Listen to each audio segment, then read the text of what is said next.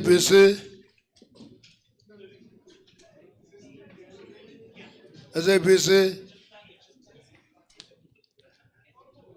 ETV ready. Africa Newsroom.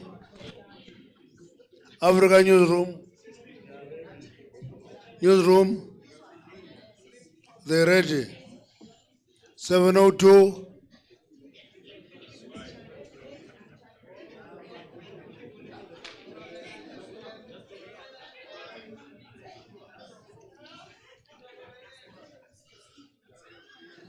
Umshobo wenene. Tobela FM. Ile kwala.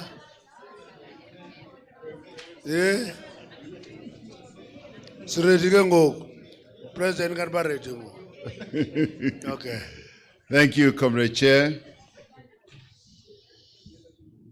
The National Executive Committee has just concluded a significant 4-day meeting. On the day, we are commemorating the 30th anniversary of the passing of our beloved President, Oliver Reginald Tambo. We took time this morning to go and lay a wreath in his remembrance, and we paid tribute and homage to him, remembering him very fondly. We took time at this meeting to assess the work of our organization as directed by the 55th National Conference. Throughout the meeting, NEC members were conscious of the many challenges facing our people and our country, and the hardships our people are going through and are enduring. We also took time to look at our own responsibility to implement solutions as outlined in the January 8th statement and in the State of the Nation address. We're deeply aware of the damage the energy crisis is causing to our economy and the disruption that it is causing to our people's daily lives. The NEC agreed that achieving energy security and bringing an end to load shedding remains the #1 priority of our movement and our country.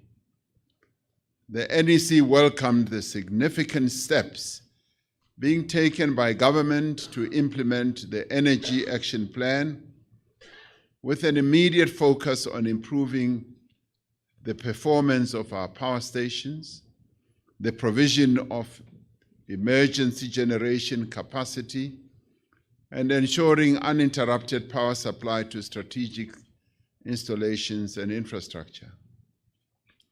The NEC noted that our country is seeing a massive surge of private investment in electricity generation. While these initiatives give us confidence that we will end load shedding, we were consciously aware of the fact that they will take time to show results. The NEC noted that Eskom is undertaking necessary maintenance now to ensure that planned outages can be limited, particularly during winter, when demand is expected to increase. This situation requires us to manage the demand of our electricity as we enter winter. For example, we are aware that Eskom was in the past able to implement a very successful public campaign to reduce electricity demand during the winter of 2010. This campaign was able to save 3,000 megawatts of consumption. One of the ways every South African can contribute to reducing load shedding is taking steps to switch off their geysers during the day and in the evening. This will result in Eskom being able to have added capacity for energy generation. This has worked in the past, and we do believe that in the course of this crisis, it is a measure that we can embark upon. The NEC noted that as we work on achieving energy security for our nation, we are doing so in the context of our commitments to reduce greenhouse gas emissions, which harm our planet, which also affect the health of a number of people in our country. We remain committed to our emission reduction targets to prevent the worst effects of climate change. We must also protect jobs in sectors of our economy which have to decarbonize to remain globally competitive and viable. However, the manner in which these commitments are implemented must not compromise our national interest, such as energy security, or the immediate priority of reducing load shedding. The NEC supports the approach that as we prioritize ending load shedding, we will need to revisit our decommissioning schedule to balance energy security and our climate commitments. This is not a new approach. A number of other countries have had to do so when they have had to face a variety of crises in their energy generation sectors. The National Executive Committee is determined to resolve the crime situation in our country. The Peace and Stability Committee of the NEC has been instructed by the NEC to bring to a special NEC the National Plan of Action to strengthen both the law enforcement agencies and citizen involvement in the urgent work of restoring safety and stability across the length and the breadth of our country. This plan must deal with the rising levels of crime, such as kidnapping, human trafficking, gender-based violence, drug trafficking, gangsterism, illegal mining, construction mafia, wanton vandalization of public infrastructure, and the security of our borders. The NEC expressed its deep concern regarding the current chaos and dysfunctionality of local government coalitions across the country. We also noted that the current levels of instability have undermined service delivery in a number of municipalities, as well as effective administrative management. We reiterated the 4 principles adopted by our 55th National Conference to guide the ANC's approach to coalitions, which include, firstly, that our primary objective is to achieve a decisive electoral victory. This means that the ANC, in the first instance, is working to achieve an overwhelming victory in the next elections. Secondly, where there are coalitions, we must ensure these coalitions put the interests of our people first, which must of necessity include a stable government with a minimum program that can improve service delivery and push forward the transformation agenda. Thirdly, the ANC cannot participate in a coalition which is simply about the sharing of the spoils of office.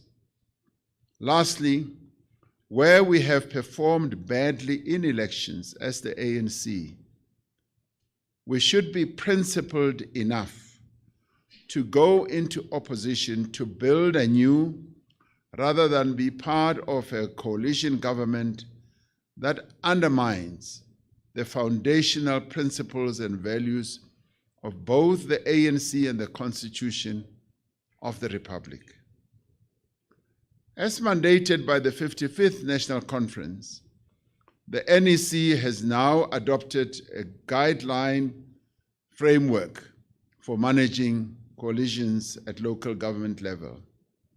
This framework is about ensuring that local governments across the country are stable, they are functional, and they prioritize the provision of basic services to our communities. The Secretary General will coordinate the engagement with other parties and civil society on this guiding framework. We must make it clear that we are working hard to regain the trust of the majority of South Africans as the ANC, so that our country does not find itself in the unfortunate position of being governed by unstable and incoherent pacts or coalitions at local level, which would grind the development, transformation, and structural reforms that we are pursuing to come to a halt. Right now, South Africa cannot afford this disaster, and our people cannot afford it as well. We have decided that in May, we will hold our election strategy workshop so that our organization prepares itself for a decisive victory in the 2024 elections.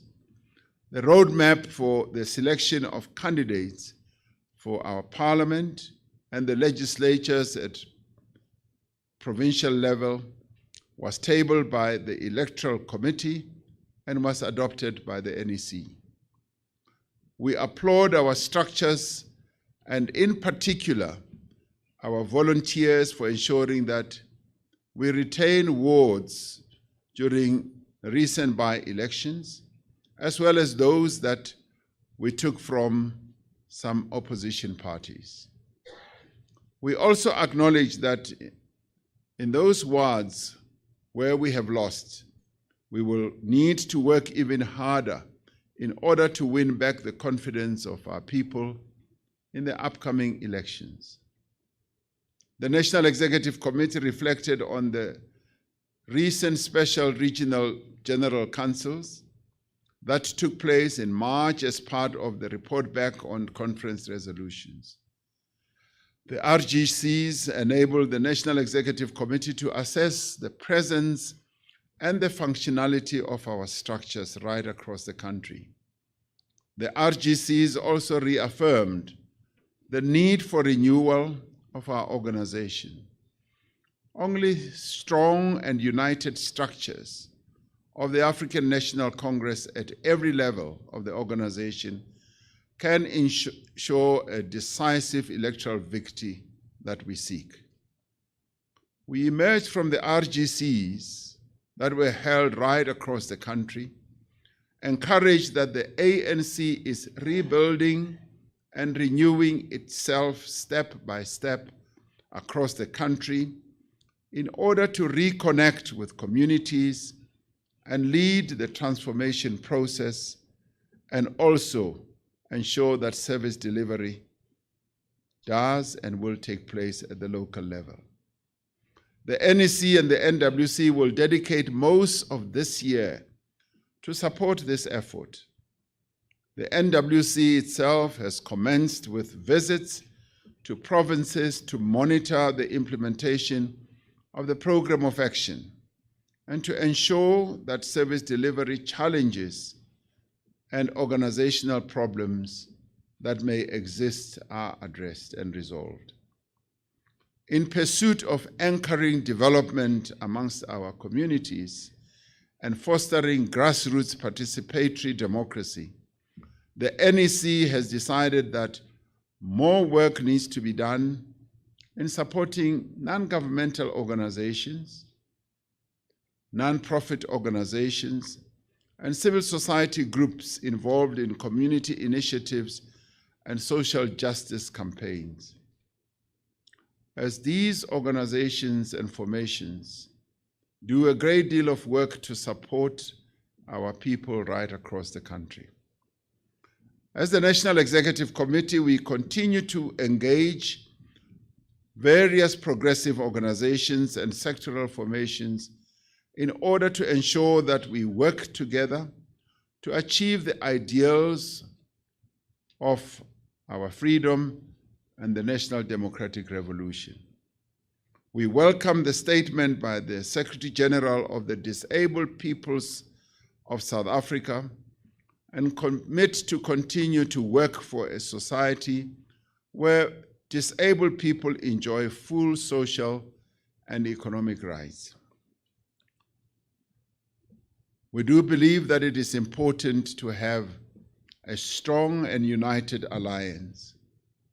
The NEC was unanimous in its assessment that without the alliance that has existed for over 9 decades, 90 years, in other words, working together with a broad front of progressive sectoral organizations and movements, the transformation of South Africa and the national democratic struggle will be in grave danger if we do not strengthen the alliance. The NEC reaffirmed the importance of the independence of each component of an indispensable feature of the alliance.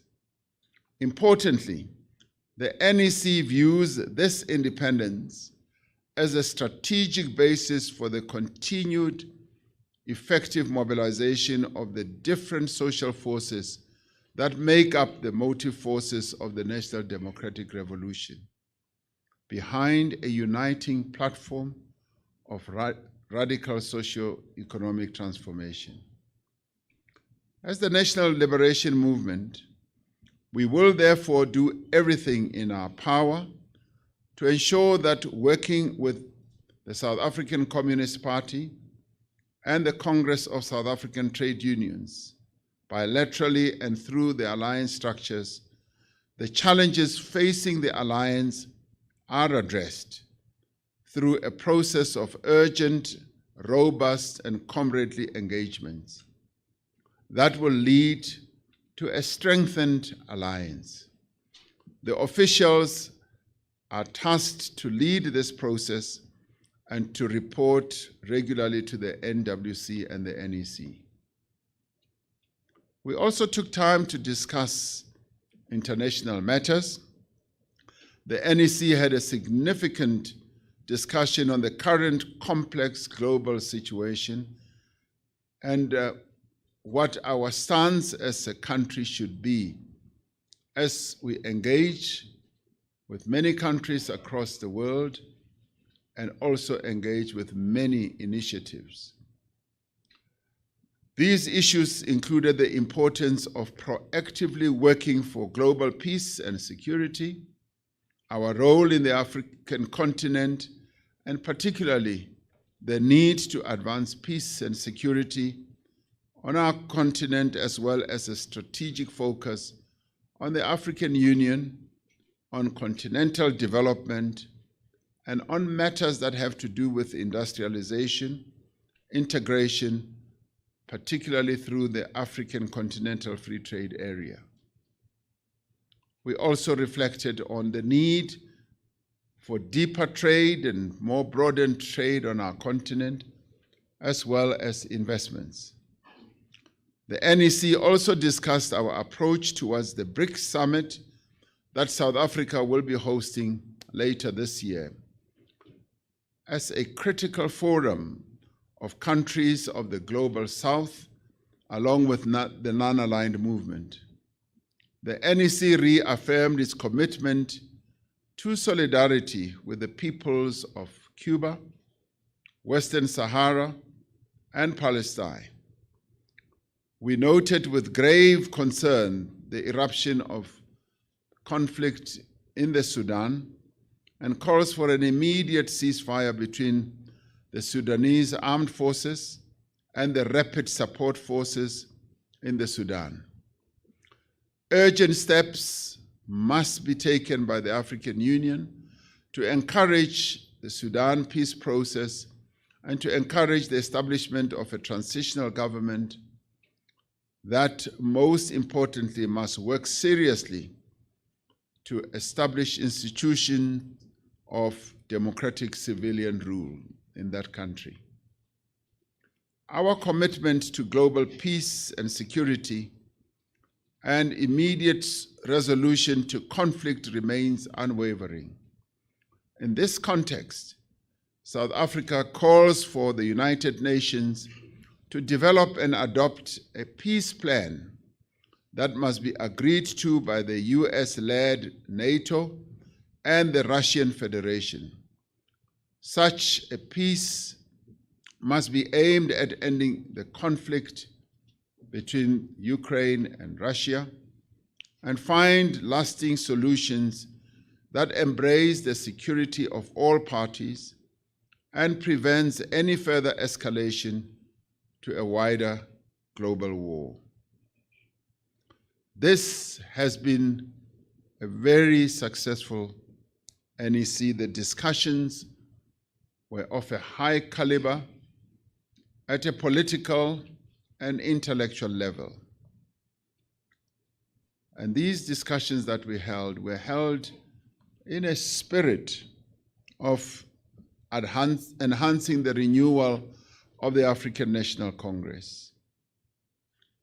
Over the 4 days, members of the National Executive Committee took time to express their thoughts, their views on a variety of issues that we discussed. And there was a very good and positive spirit. Possibly one of the best NEC meetings that we have held in a long time. And I've been around since 1991, and I know what I'm talking about. So I'd like to thank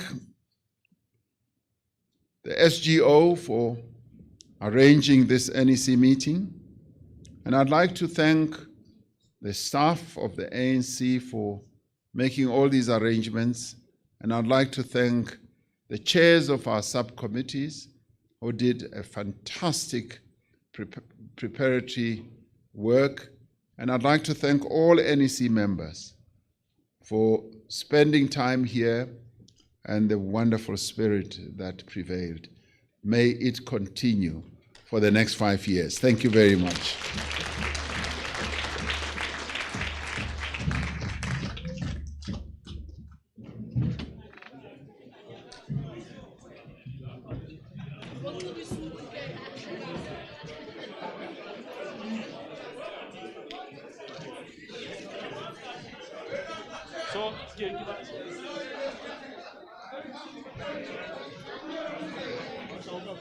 Mamelan. Hlalani phansi. Hlalani phansi. President gave us closing. Comrades, President gave us closing remarks. He didn't close the meeting. Please, let's all relax. The meeting is now closed officially. We can all go home. Those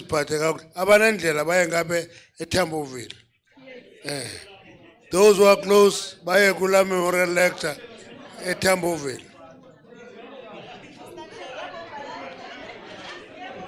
Thank you very much. The meeting is adjourned, comrades.